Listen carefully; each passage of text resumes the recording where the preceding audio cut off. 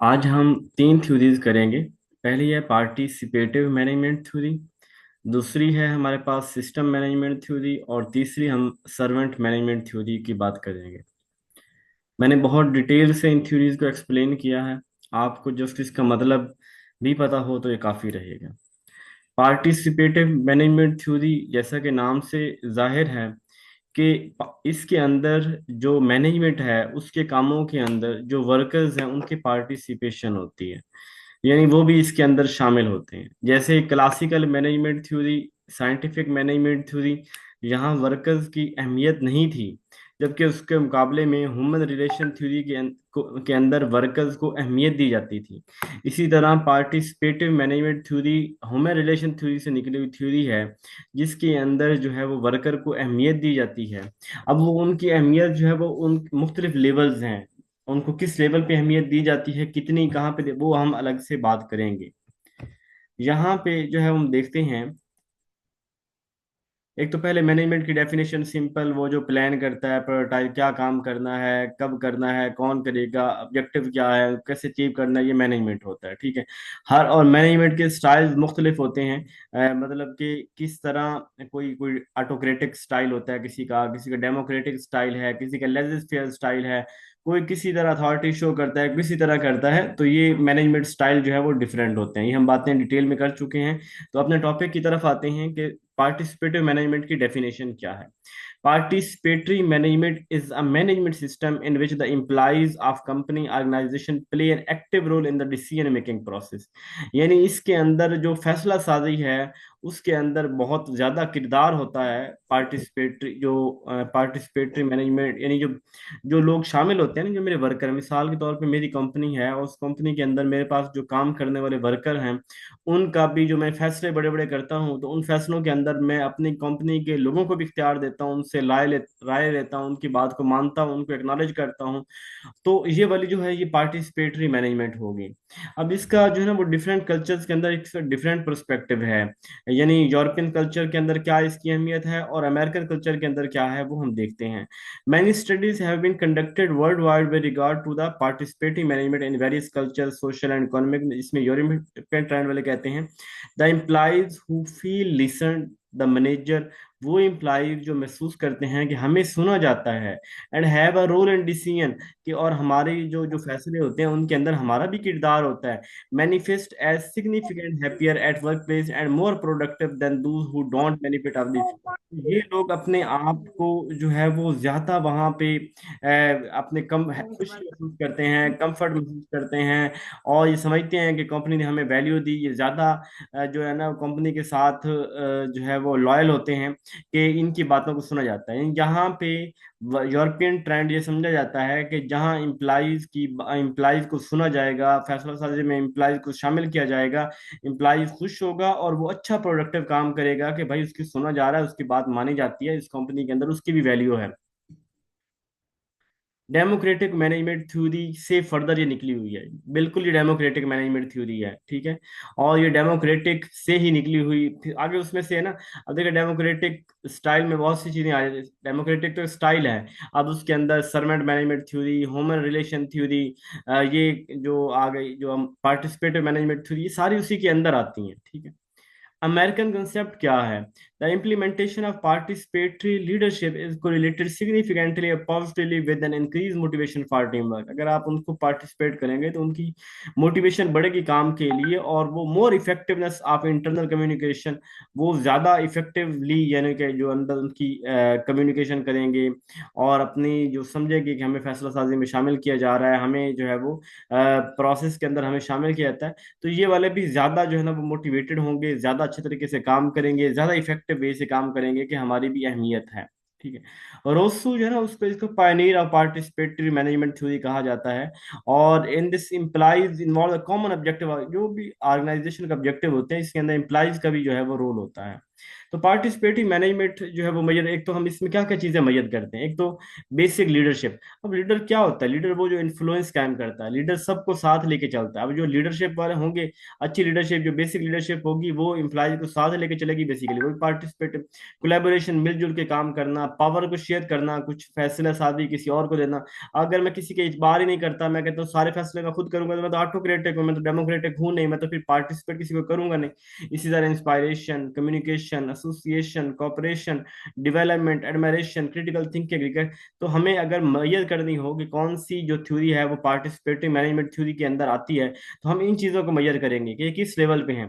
जितनी ये चीज़ें कंपनी के अंदर ज़्यादा होंगी, जितनी आपस के अंदर लोगों में ज़्यादा होगी, वहाँ पे पार्टिसिपेटिव यानी रोल ज़्यादा होगा। और जहाँ पे चीज़ें नहीं होगी, कोलैबोरेशन नहीं होगा, पावर शेयर नहीं होगी, कम्युनिकेशन नहीं होगी, लोगों में इंस्पायरेशन नहीं होगी, कोई एसोसिएशन, कोई बॉन्डिंग नहीं होगी, कॉपरेशन नहीं होगी, यानी ये चीजें नहीं होंगी, तो वहां पे वो जो वीक एक पार्टिसिपेटिव मैनेजमेंट, या हम उसे अथॉरिटी ऑटोक्रेटिक मैनेजमेंट कह सकते हैं। पार्टिसिपेटिव मैनेजमेंट के 5 लेवल है: information level, associative level, consultative level, administrative level, decision participation level. अब ये 5 तरह के लेवल है, और हर लेवल पे हम कुछ कुछ, जैसे इंफॉर्मेशन है तो हम कोई ना कोई इंफॉर्मेशन दे देते हैं, हाँ जी अगले महीने हम ये करने, यानी कुछ इन्फॉर्म, अब ये को ना एक यकदम होना कि हम अगले महीने जो है ना वो एक नया प्रोजेक्ट शुरू करने जा रहे हैं, बजाय ये कि मतलब यकदम शुरू करें, हम पहले एम्प्लॉयज को बताते हैं। यानी इन्फॉर्मेशन पार्टिसिपेटिव हम इंफॉर्मेशन देते हैं, एसोसिएटिव में कुछ बातें हम उनके साथ एक यानी कि एक ना पूरी ऑर्गेनाइजेशन के अंदर एक यूनिट बना देते हैं। जैसे वो फौज का इदारा है आईएसपीआर, अब वो बेसिकली एक इदारा है जो फौज के मुतल्लिक या मुल्क की जो सलामती के मुतल्लिक जो खबरें होती हैं वो देता है। तो वो अब आईएस इसी तरह समझ लें कि वहां भी हर कंपनी के अंदर एक इदारा होता है जो वर्कर को राइट देता है कि वो इंफॉर्मेशन ले सकते हैं, और वो खुद भी इंफॉर्मेशन उनको देता है। फिर कंसल्टेटिव, इससे थोड़ा बड़ा लेवल है जहां मशवरे लिए जाते हैं, ठीक है। कंसल्टेटिव यानी कि वहां पे उनसे मशवरे लिए जाते हैं, मशवरे दिए जाते हैं, और कुछ चीज़ों के अंदर उनको शामिल किया जाता है कि हाँ जी सैलरी कितनी होगी, या हम इतने प्रोडक्शन जनरेट करेंगे, इतने बंदे हम हायर करने लगे, ये करें। एडमिनिस्ट्रेटिव उससे अपर लेवल है, डिसीजन मेकिंग उससे ऊपर लेवल है, हम एक वन बाय वन जो है इस सारे को देखते हैं। अब इंफॉर्मेशन के अंदर ये होता है कि इंफॉर्मेशन कैन गेट इन्फॉर्म, उसको इंफॉर्मेशन मिल सकती है, और उसको कोई व्यूज लेना चाहे, कोई बात पूछना चाहे, तो एक यानी कि पूरा जो है वो joint committee for informing the worker about the business, अपने कारोबार के हवाले से, अपनी कंपनी के हवाले से अगर कोई इन्फॉर्मेशन लेना चाहे तो वहां से वो वर्कर जो है वो उस कमेटी से इन्फॉर्मेशन ले सकता है। एसोसिएटिव के अंदर मेंबर हैव द राइट, ये हमारा भी ना एक 1973 का एक्ट है, इंफॉर्मेशन एक्ट। उसके अंदर भी ये है कि जो वर्कर जो लोग हैं ना, जो पाकिस्तान की पॉपुलेशन है कहीं, तो हमारे पास ये राइट है कि हम फॉर एग्जाम्पल आपके इलाके के अंदर कोई सड़क बन रही है, आप डीसी ऑफिस के अंदर जाएं और वहां से पूछें कि ये सड़क जो बन रही है इसकी जरा मुझे बताएं, दिखाएं, इसकी पीसी 1 दिखाएं, पीसी 2 दिखाएं, कि इसके कितने इसका तखमीना लगा, ठीक है, यानी ये इसकी पैमाइश क्या है, कितना तखमीना लगा, और क्या क्या मटेरियल इसके ऊपर यूज होगा, ठीक है, कितने अरसे के अंदर ये मुकम्मल होगा, जो भी आपका जो है ना मतलब एमओयू साइन हुआ है ठेकेदार के साथ, तो जरा हमें बताएं कि ये वाला क्या है। तो नहीं, आपके पास एक राइट है इंफॉर्मेशन लेने का, आपको इंफॉर्मेशन राइट है कि आपने जो पैसा टैक्स की सूरत में दिया, तो आपका राइट है कि आप उनसे पूछें कि वो मेरा पैसा टैक्स से कहाँ पे लगा है। तो ये एसोसिएटिव के अंदर एक राइट हमारे पास राइट है कि हम इंफॉर्मेशन ले सकें, हम डिस्कस कर सकें, और हम कुछ सुजेशन भी दे सकते हैं उनको जनरल इकोनॉमिक्स कंडीशन के ऊपर, कि दी देखें अब प्रोडक्शन ज्यादा ना करें, अगले महीने क्राइसिस आने वाला है, इस चीज खपत ज्यादा नहीं होनी तो फिर माल खराब हो सकता है, ये चीज मशीन हमें चेंज कर लेनी चाहिए, फाइनेंशियल के अंदर हम फलां जगह से पैसा बचा सकते हैं, फलां जगह लगाना चाहिए, ये नई टेक्नोलॉजी का हम इस्तेमाल कर सकते हैं। तो एसोसिएटिव पार्टिसिपेशन के अंदर हम इस तरह के मशवरे जो है वो दे सकते हैं और इंफॉर्मेशन ले सकते हैं। कंसल्टेटिव थोड़ा सा ऊपर लेवल का है, यहाँ पे मैं अपने लेवल, वहां पे जो पिछला था ना उसके अंदर मैं अपनी बातें नहीं कर सकता था, यहाँ मैं अपनी बातें भी कर सकता हूँ। कि हम कह सकते हैं कि जो है ना वो हमारे वर्किंग आवर ना 10 आवर से ज्यादा से कम करके 8 आवर करने चाहिए। हमें जो है ना यहाँ पे सेफ्टी बेल्ट प्रोवाइड करने चाहिए, वहाँ गर्मी होती है तो वहाँ पे अम्ब्रेला वगैरह होनी चाहिए। हमारे हेल्थ के लिए जो है वो कोई मेडिकल एमरजेंसी होनी चाहिए, ट्रेनिंग दी जानी चाहिए हमें फला चीज के हवाले से। तो यहाँ पे ना हम अपने हवाले से उनके साथ एक व्यूज शेयर कर सकते हैं कि अगर ये चीजें आप करें तो हम भी खुश होंगे और हमारी परफॉर्मेंस भी बेहतर होगी, और हम ये चाहते हैं कि अगर ऐसा हो जाए तो बहुत अच्छा है। यानी कंसल्टेटिव पार्टिसिपेटिव मैनेजमेंट के अंदर ये होगा। अब आगे एडमिनिस्ट्रेटिव, अब आप बड़े लेवल पे अपनी एडमिनिस्ट्रेशन के साथ चीजों को डिस्कस कर सकते हैं, और इसके अंदर ना आप अपनी सेल्फ चीजें भी डिस्कस कर सकते हैं। वहां तो आप एक बात कर रहे थे ना, कि ऐसा यहाँ पे आप कह सकते हैं कि देखिए हमारी वेलफेयर के लिए हमारी सेफ्टी ट्रेनिंग करवाई जाए, प्रीपे हमें प्रॉपर वर्क शेड्यूल पहले दिया जाए, हमें वर्किंग आवर जो है वो पहले बताए जाए, हमारी ड्यूटी फला लगाई जाए, इस काम को कम किया जाए, हमें इंसेंटिव दिए जाए, कौन अपनी छुट्टियों के मुतालिक डिस्कस करना, अपनी रिवार्ड के मुतालिक डिस्कस करना। यानी जहाँ पे हम अपनी एडमिनिस्ट्रेटिव जो पार्टिसिपेटिव है, हम एक बड़े लेवल के ऊपर अपने फैसला के अंदर अपनी तनख्वाह बढ़ानी हो, अपना कोई वर्क आवर के हवाले से अपनी कुछ भी हो, तो हम एक वहां पे मशवरा देते हैं, अपनी बात मनवाते हैं, एक किस्म के हम वहां पे एडमिनिस्ट्रेटिव लेवल पे अपने मुज़ाकरात करते हैं। डिसीजन पार्टिसिपेट ये सबसे हाईएस्ट लेवल है। अब यहाँ पे आपको प्रॉपर इख्तियार है, यानी मिसाल जैसे होता है ना कि इलेक्शन कमीशन जो है वो 3-2 से सुप्रीम कोर्ट ने 3-2 से फैसला दे दिया। अब यहाँ पे यानी वो 3-2 जो है वो सारे लोग जो है वो डिसीजन मेकिंग के अंदर उनका किरदार है। ये नहीं है कि चीफ जस्टिस अकेला अकेला फैसला लिख लेगा, बल्कि वो 5 जजों के साथ जो है वो उसको, जो बेंच में बैठे हैं उनको साथ लेके चलना होगा। अगर वो एंटी है तो फिर आप नहीं कर सकते। तो अब ये जो डिसीजन पार्टिसिपेशन लेवल है, इसके अंदर प्रॉपर फैसला साजी के अंदर आपका एक रोल होता है, आपके बगैर फैसला हो ही नहीं सकता। आप प्रॉपर बताते हैं हर चीज के हवाले से, और यानी एक democratic style, fully democratic style जो है वो डिसीजन पार्टिसिपेशन लेवल वाला है, ठीक है। इसके फायदे ये हैं कि तो इससे प्रोडक्टिविटी इंक्रीज होती है, जब एक बंदा, एक वर्कर मुतमईन होगा, उसकी डिजायर, ख्वाहिशात, उसकी जरूरत पूरी की जा रही होंगी, तो वो बंदा ज्यादा मेहनत तरीके से काम करेगा, अपनी जॉब से सेटिस्फाई होगा कि यार यहाँ मुझे इज्जत दी जाती है, मेरी सुनी जाती है, तो मैं यहाँ पे ठीक हूँ। वो मोटिवेटेड होगा, वो अपनी क्वालिटी को बेहतर करेगा, इस तरह पैसा भी, कॉस्ट भी कम होगी, कि हम जो है गैर जरूरी वसाइल का झोंक रहे होंगे वो बच जाएंगे, और हम टू द पॉइंट और सही तरीके से काम ले रहे होंगे अपने वर्कर से। नुकसान इसका ये है, एक तो जब आप बहुत से लोग को फैसला साजनी में शामिल करते हैं ना, तो हर बंदे की एक अपनी जो है ना वो एक एक तरीकेकार होता है। अब कोई बंदा फैसले में स्लो है, कोई आके रोड़े अटकाएगा। यानी जब भी आप अपनी मूव को, यानी ये तो हकीकत है कि आप जिंदगी में जब भी अपनी मूव किसी को बता देंगे, तो लोग आपके लिए हर्डल्स क्रिएट करेंगे, लोग आपका जीना हराम करेंगे, लोग आपके लिए बजाय कि वो सहूलियात पैदा करेंगे, ये बंदे का ये टारगेट है, वो बल्कि पहले ही तैयार होंगे कि इसको ये काम तो किसी तरह करने नहीं देना। तो हमें बहुत से फैसले अपनी कंपनी के अंदर, अपने इदारों के अंदर, ये जहाँ के हमें नहीं शेयर करने चाहिए। अगर शेयर करेंगे तो प्रोसेस स्लो हो जाएगा, लोगों को पता चल जाएगा, और वो फिर मसाइल क्रिएट करेंगे। दूसरा, सिक्योरिटी इशू। वही बात है कि अगर आप कोई फैसला लीक करते हैं, मिसाल के तौर पे जी हम अगले साल जो है ना अपना इस कारोबार को एक्सटेंड करने लगे हैं, और हम उसके अंदर ये चीज शामिल करना, अब ये वाली बात अगर लीक होती है, तो उससे पहले जो है ना, जो आपका आइडिया था कि हम ये वाला कर लेंगे, तो उस वो वाला आइडिया लीक होने की वजह से कोई और उससे पहले वो बिजनेस की वो सीट संभाल चुका होता है, और आप पीछे रह जाते हैं। तो यानी एक सिक्योरिटी इश्यूज भी होते हैं कि आपकी बात जो है वो लीक होने के चांसेस होते हैं, ठीक है।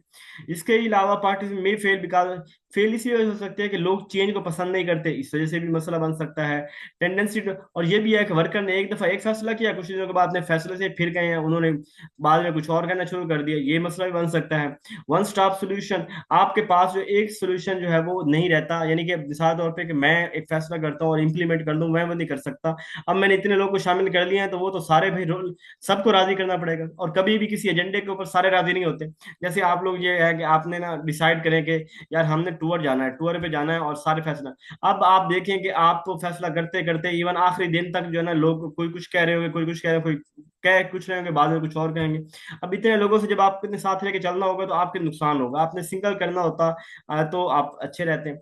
साइज ऑफ अब ऑर्गेनाइजेशन जितनी बड़ी होगी, उतना लोगों से राय लेने में मुश्किल, उनके फैसला करने में मुश्किल। अब्यूज ऑफ अथॉरिटी, जो लोग अपनी अथॉरिटी को अब्यूज करते हैं, यानी अपना जो है वो उनको हमने इख्तियार दिया है कि वो डिसीजन मेकिंग में, और वो गलत फैसले हमसे करवाते हैं। मिसअंडरस्टैंडिंग पार्टिसिपेशन, और वो बात को समझते नहीं, और कुछ लोग ऐसे होते हैं ना कि वो उसको विजनरी नहीं होते, बात को समझते नहीं, और हमारे रास्ते के अंदर रोड अटकाना शुरू कर देते हैं, तो ये मिसअंडरस्टैंडिंग पार्टिसिपेशन है, ठीक है।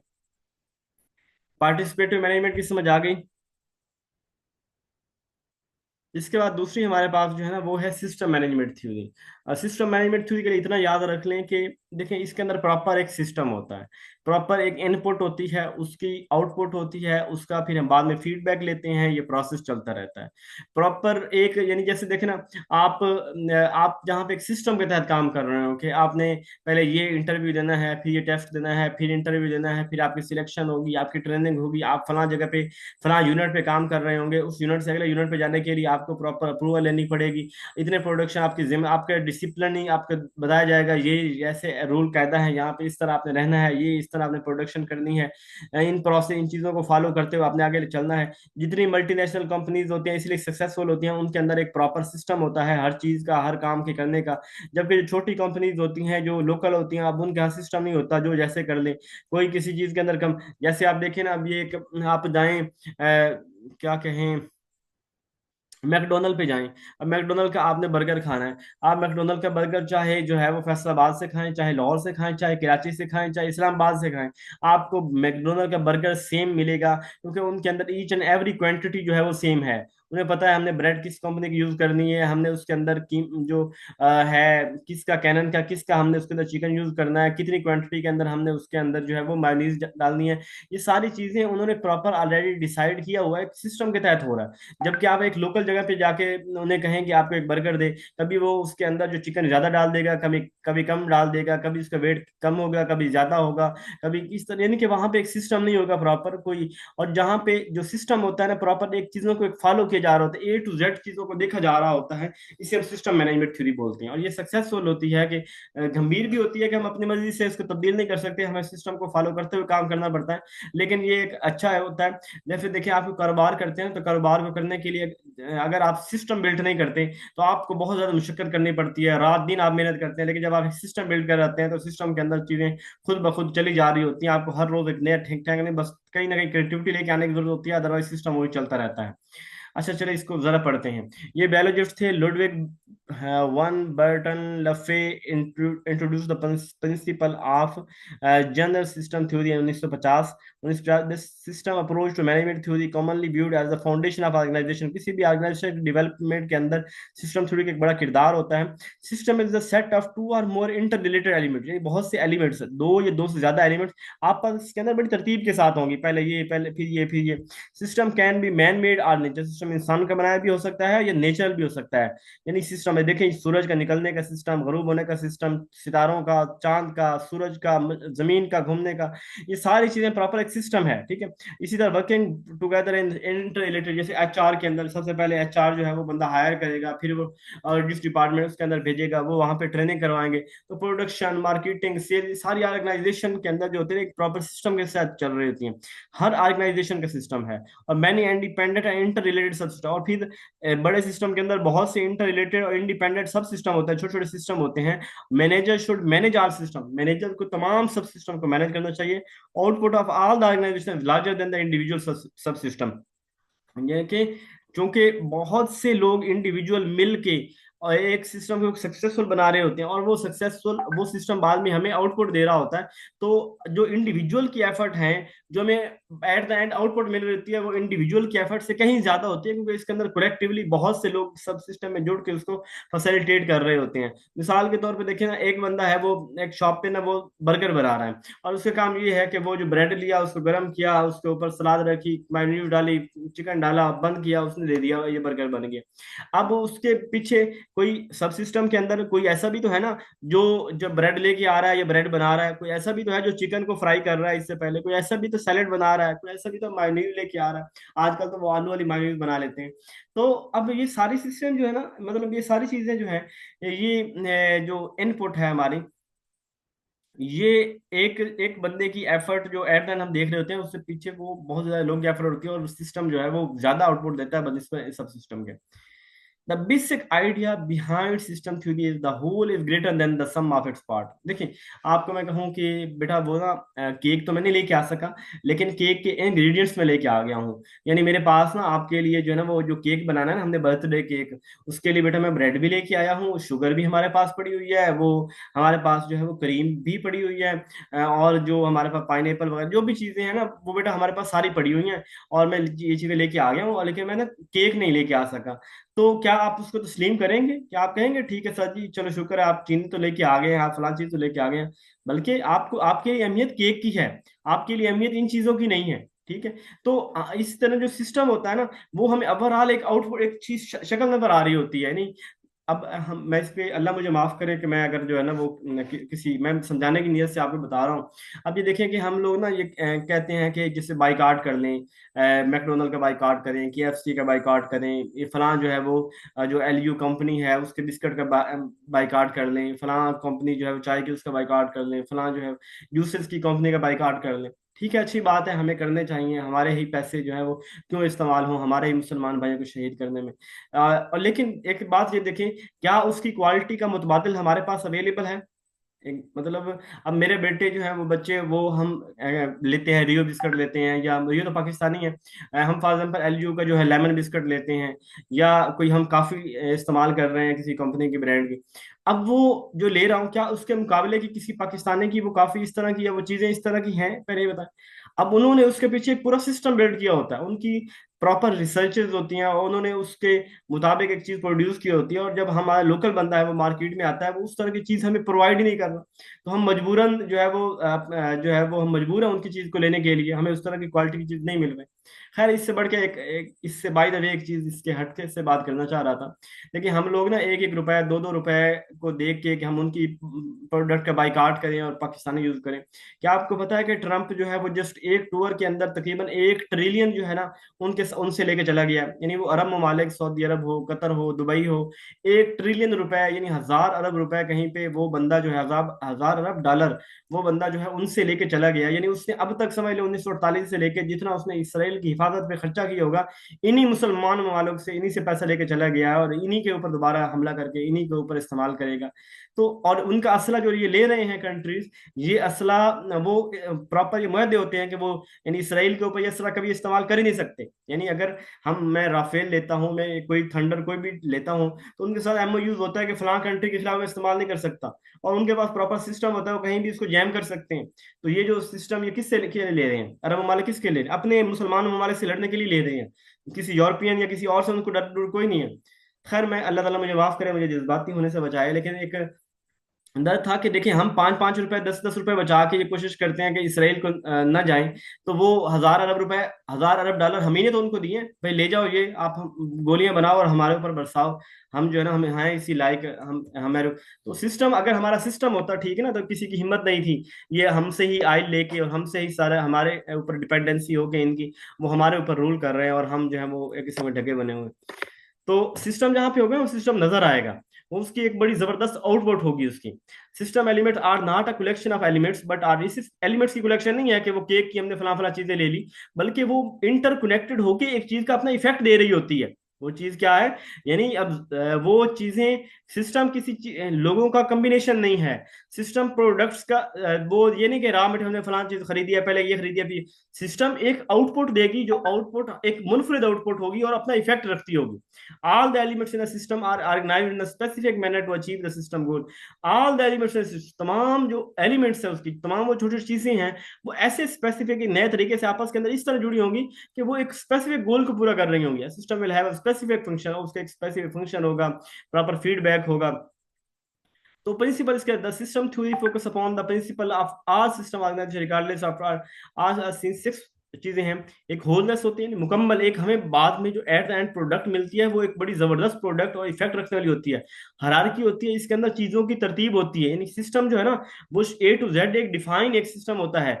सेल्फ रेगुलेशन, हर चीज जो है ना एक सिस्टम, मैंने अभी बताया, जैसे अगर आप दुकान बनाई है, कोई कारोबार किया है आपने, अगर वो सिस्टम के तहत होगा तो वो चीजें खुद ब खुद रेगुलेट हो रही, हाँ जी ये काम होगा ऑटोमेटिकली, इसके बाद ये काम होगा, ये काम होगा तो ऑटोमेटिकली ये काम होगा। वो सिस्टम बना हुआ ना, एक रेगुलेट हुआ हुआ चीज। लेकिन अगर हमने सिस्टम नहीं बनाया होगा तो कभी कोई चीज कम हो गई है, कभी कोई कम हो, ये चीज नहीं पूरी, ये चीज नहीं। लेकिन सिस्टम होगा तो हर चीज एक जबरदस्त तरीके से चल रही होगी। ओपननेस होगी, बड़ी वाजे खुली मिसाल होगी। अडेप्टेबिलिटी, वो नई चीज इन्वेंशन को अडेप्ट करेंगे। स्टेबिलिटी होगी, फ्लेक्सिबिलिटी होगी, यानी जो अच्छा सिस्टम होगा उसके अंदर फ्लेक्सिबिलिटी भी होगी, स्टेबिलिटी, अडेप्टेबिलिटी, ये हर ये 7 चीजें उसके अंदर होंगी। अब सिस्टम के अंदर ना 3 चीजें हैं। एक तो ओपन सिस्टम, ओपन सिस्टम होता है जिसके अंदर कोई भी चीज बाहर से आके किसी चीज के ऊपर इन्फ्लुएंस कर लेती है, तो उसे हम क्या कहते हैं? ओपन सिस्टम कहते हैं। अब इसकी मिसाल क्या देखी हम? बैठ से आके, अब इसी दिखा मैं डेगची के ऊपर कुछ पकने के लिए रखा है, और उसके ऊपर जो है ना पकने के लिए रखा है, तो नीचे मैं उसको हीट दे रहा हूँ, ठीक है। मैंने उसका ऊपर वाला ढकना जो है ना वो ओपन रखा हुआ है। अब ऊपर वाला ढकना मैंने ओपन रखा हुआ है, तो वो माहौल का असर होगा, तो वो ज्यादा यानी उसको ज्यादा एनर्जी चाहिए होगी ना, यानी जिसे कहते हैं ना ज्यादा सेक चाहिए होगा, ज्यादा जो है ना वो उसको आग चाहिए होगी, क्योंकि उसकी एनर्जी जो है वो बाहर निकल। लेकिन अगर यही चीज आप कुकर के अंदर पकाते हो, कुकर के अंदर, या आप इसको जो है वो देगची का वो जो है वो ऊपर से ढकना लेड जो है वो बंद करके रखते हैं, अब ऐसी सूरत के अंदर उसकी माहौल की इंटरेक्शन कम होगी, जब नीचे से आग जा रही होगी, तो वो अंदर से जो भाप स्टीम बन रही होगी वो उसको पकने के अंदर ज्यादा आसानी पैदा कर देगी।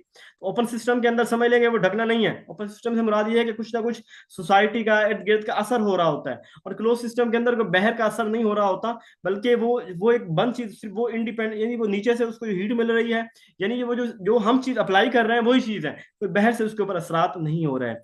सब system system that is a part of, subsystem होते हैं छोटे छोटे चीजें मिलके एक बड़े सिस्टम का पार्ट बनती हैं। अब इसके अंदर इनपुट होती है, इनपुट प्रोसेस होती है, आउटपुट मिलती है, आउटपुट फिर हम फीडबैक लेते हैं कि ठीक है कि नहीं है। सिस्टम एंड इन्वायरमेंट, इसके अंदर कौन कौन सी बाउंड्रीज होती हैं, सिस्टम है उसका इन्वायरमेंट रोल होता है, कौन फिजिकल इन्वायरमेंट कैसा है, लिंग्विस्टिक, यानी अब अगर कम्युनिकेशन क्या है, सिस्टमेटिक गोल मूव इंटरेक्शन, बस ये इन सिस्टम के अंदर ये बाउंड्री ये चीजें होती हैं। एडवांटेज क्या है कि भाई इसके अंदर ना it assist in studying the function of complex organization, हमें ये असिस्ट करता है, मदद करता है कि जब सिस्टम होगा तो हमें एक बड़ी मुश्किल ऑर्गेनाइजेशन को समझने के अंदर मदद मिलेगी। यानी हमने ये करना है, ये करना है, ये पहले ये हुआ था, फिर ये, अब हमें समझ नहीं, और अगर सिस्टम नहीं होगा तो कभी ये काम होगा, कभी ये काम होगा। इट अ प्रोबेबिलिस्टिक, यानी ये हमें ना इम्कानात होते हैं कि अब ऐसा हो रहा है ना तो इसके बाद ये होगा, यानी अब हम इतनी एडवर्टाइजमेंट कर रहे हैं, फलां कर रहे हैं, तो डेफिनेटली हमारी सेल इतनी इंक्रीज होगी, ठीक है। It has been utilized as the base for the new kinds of organization like project management organization. तो यूटिलाइज, यानी ये वाली चीज हमें जो है कल को और प्रोजेक्ट बनाने के अंदर, और ऑर्गेनाइजेशन बनाने के अंदर, कोई और कंपनी सेट करने के अंदर ये सिस्टम हमारी मदद कर रहा होगा। It is possible to bring out the interrelation in various functions like planning, हमें हर चीज के अंदर ये मदद कर रही होगी। और इसके अलावा ये समटाइम ये जो सिस्टम होता है ना, ये बातें हम कर रहे हैं बड़े विगो और एब्स्ट्रैक्ट भी होता है, चीजें ख्यालात के अंदर और होती हैं, रियल के अंदर चीजें और होती हैं। It can be difficult to apply to large and complex organization के अंदर ये डिफिकल्ट है इस सिस्टम को अप्लाई करना। और it doesn't provide and tool, हमें टूल और टेक्निक नहीं मिलती है, हमने ये वाला सिस्टम इस तरह खड़ा किया तो आप भी ऐसे खड़ा कर लें, ऐसा नहीं होता। It is not a perspective management theory, specific tool and technique, हमें टूल टेक्निक वगैरह नहीं पता चलती, वही बात। और ये हमें पता नहीं चलता कि it does address power and social inequalities and their causes, क्या क्या उसके अंदर सिस्टम के अंदर क्या क्या मिस मैनेजमेंट हो रहे हैं हमें वो भी नहीं पता चलता। खैर ये नहीं, कुछ ना कुछ डिसएडवांटेज हमारे हो सकते हैं। तो इसकी कुछ ना कुछ पता चल गया सिस्टम मैनेजमेंट थ्योरी का, प्रॉपर उसके अंदर एक सिस्टम होता है। अंडरस्टैंड?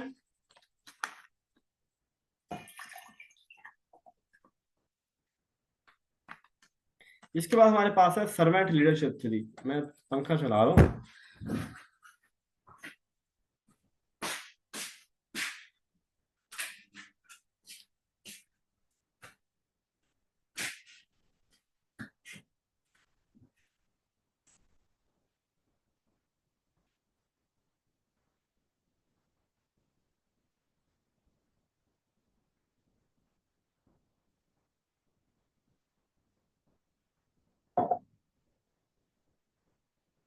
अच्छा, इसके बाद हमारी है सर्वेंट लीडरशिप थ्योरी।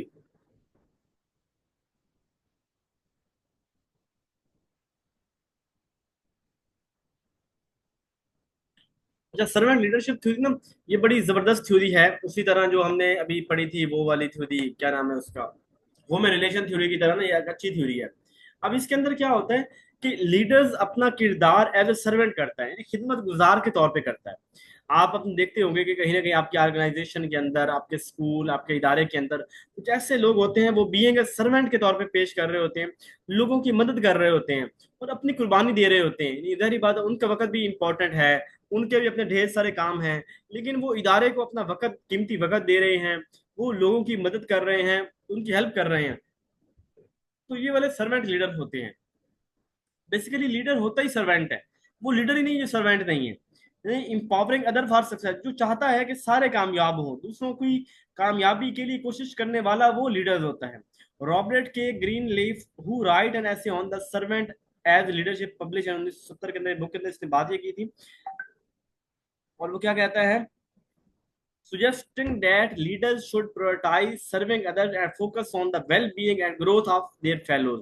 तो ये suggest करता है कि लीडर जो है वो should prioritize serving others, उसकी पे प्रायोरिटी होती है कि दूसरे लोगों की मैं मदद कर सकूं, एंड फोकस ऑन द दूसरों की लोगों की वेल बीइंग के लिए और उसकी ग्रोथ के लिए मेहनत करता है। ट्रू लीडर आर सर्वेंट, जो अच्छा लीडर होता है ना वो सर्वेंट होता है पहले।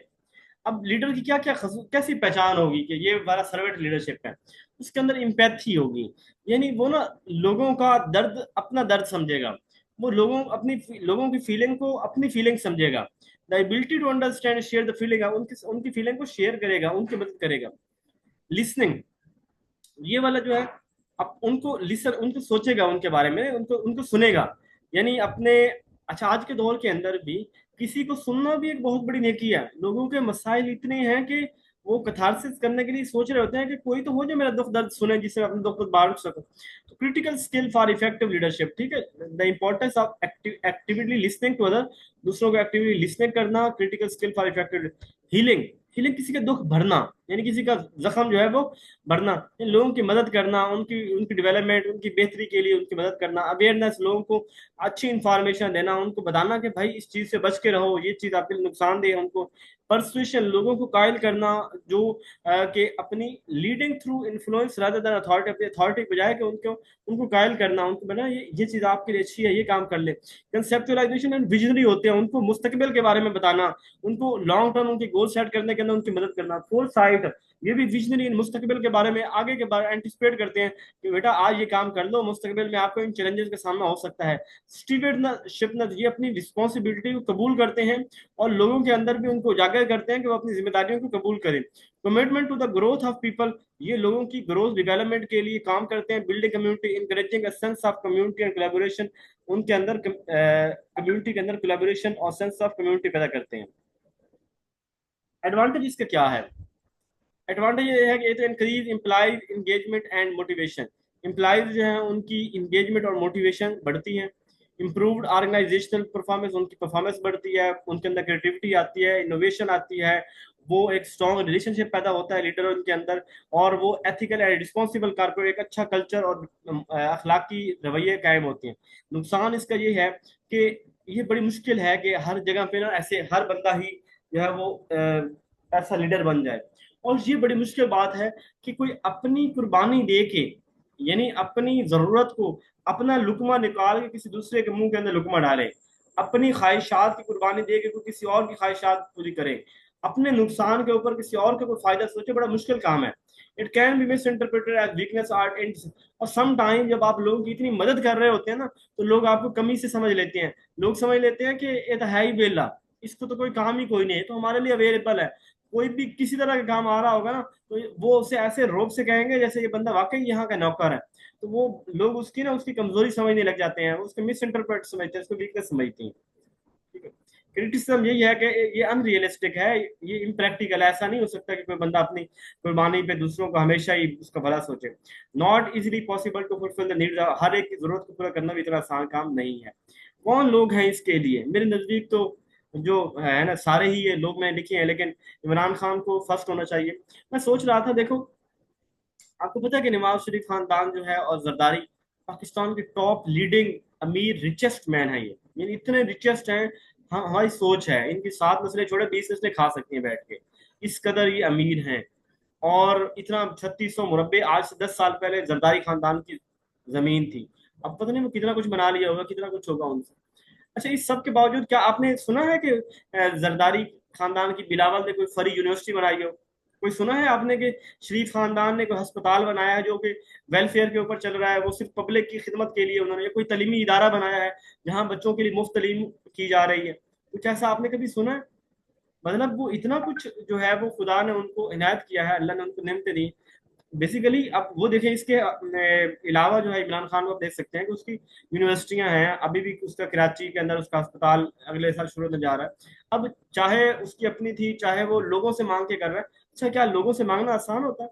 मुझे ना अक्सर लोग कहते हैं कि सर फीस के लिए फलां मैटर के लिए, मेरे अपने खानदान में बड़े गरीब लोग हैं, मैं उन्हीं की मदद करता हूँ। मैं बहस से माजरत कर लेता हूँ कि मेरे हक पहले रिश्तेदारों का है, तो वो बड़े मुश्किल में है तो मैं उनकी पहले मदद करूंगा। लेकिन जब मुझे कोई आता, मुझे सबसे ज्यादा मांगना अपनी जात का तो कभी मांगा नहीं, लेकिन किसी और के लिए मांगना भी जो है ना, इंतहाई अजीब लगता है कि मैं किसी को कैसे कहूँ कि फलां, या किसी का कैसे मैं कहूँ कि यार उसका फलां का काम कर दो। तो ये बंदा जिसके लिए ये यानी हर एक से वो करोड़ों अरबों रुपए वाले जो अपने दोस्ती यारियां बनाता है और उनसे अपने तहाइफ वगैरह लेता है और उनसे अपने मतलब की चीजें लेता, और वो बंदा क्यों उसके रिपब्लिक के लिए, लोगों के इलाज के लिए वो अस्पताल के लोगों से चंदे इकट्ठे कर रहा है। तो एक बहुत बड़ा फिलंथ्रोपिस्ट था। मेरे रिश्तेदारों में अब जो लोग आजकल किसी बड़ी डिलीवरी ऑपरेशन हो ना, तो वो 55,000 60,000 रुपये डिलीवरी, और वहाँ आपके दौर की आपको पता ही है कि वहाँ फ्री अस्पतालों में इलाज हुआ करता था, अच्छे प्राइवेट अस्पतालों में लोग अपनी डिलीवरियां करवाते थे, उन्हें तो कोई टेंशन, उनकी हड्डियों के ऑपरेशन जो 80-80 हज़ार से कम होता नहीं, गवर्नमेंट अस्पतालों में आपको हड्डी का कोई इलाज नहीं होता, ये 2-2 हफ्ते लटकाए रखते हैं और नहीं करते, और लोग जाते थे और बड़े अस्पताल से करवाते थे और मजे होते थे। ये एक फिलंथ्रोपिस्ट ही कर सकता है, ये आम बंदा नहीं कर सकता।